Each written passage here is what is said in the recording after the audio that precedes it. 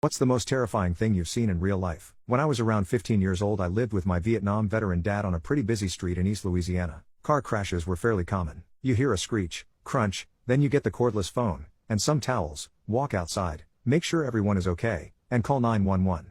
Well, one day we hear a screech, then a thud, not a crunch. That means that someone, not something, got hit. We look outside and there's a woman on the road about 20 feet from the crosswalk. At the other end of the crosswalk was a tipped-over baby carriage, with an infant on the pavement. This one was going to be bad. Me and my dad did the routine. Grab the phone, and the towels. I never knew what the towels were for, but my dad told me that day in the most direct military way I've ever heard him speak. Grab 2 towels. I'll cover the 2 bodies. We run outside. The infant is crying. I never felt so relieved to hear a baby cry. An older woman picks up the baby from the gutter. My dad started on her about moving injured people, but she saw the accident go down. The woman was crossing the street pushing the baby carriage, saw the car coming, pushed the stroller toward the curb and took the full force of the car.